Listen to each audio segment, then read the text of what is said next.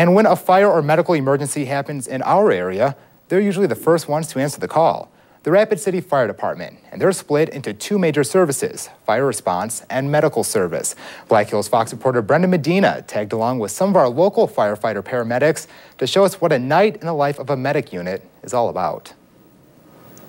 It's a 24-hour-long shift that begins at 7 in the morning for the firefighters at Station 1 in Rapid City.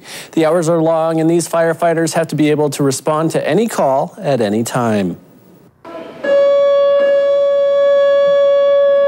Within moments, we could be toned out within moments for a very major significant event. You never know what's going to happen from day to day or really from hour to hour. Jim Lesperance and Oliver White are the paramedic team I'd be riding along with for the night. White is in his second month of working as a paramedic at the department, and Lesperance, a 22-year-long veteran, is letting White take the lead on most of the calls for the evening. Basically, you work alongside a paramedic and alongside several paramedics, actually, and they just make sure that you're squared away and that you're doing everything you're supposed to be doing. That call comes over the radio of the team, call sign Medic 1, to respond to the detox facility to transport a highly intoxicated patient to Rapid City Regional Hospital. In about 30% of our calls, or more, at least from what I've seen, involve alcohol or alcohol abuse in some way. It's always a recipe for disaster.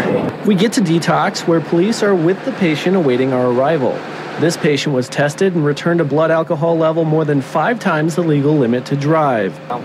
The original call was a patient evaluation at detox. Law enforcement and our protocols dictate that if a patient has a blood alcohol level greater than 0.4 or 0.5, that they need to be medically evaluated at regional hospital.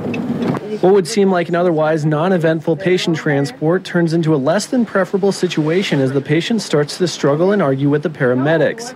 She becomes more and more uncooperative as we make our way to the hospital, but these guys are trained for these types of circumstances. And a patient like that with an attitude problem, it's kind of like a mind game. If you don't assert your dominance right away, I mean, you can get taken for a ride pretty easy. When we get to the hospital, this patient is taken in where she'll be monitored and possibly returned to the detox center as her condition stabilizes. Several calls later, I can already feel the night wearing on myself, and several of the firefighters I spoke to say the hours are something you can never really get used to. Nevertheless, it's a deep-rooted call to serve the community that keeps these first responders hitting the streets day after day, night after night. It's just it's an honor to serve the community and be part of this department and work with the group of people that I do. For Black Hills Fox, I'm Brendyn Medina.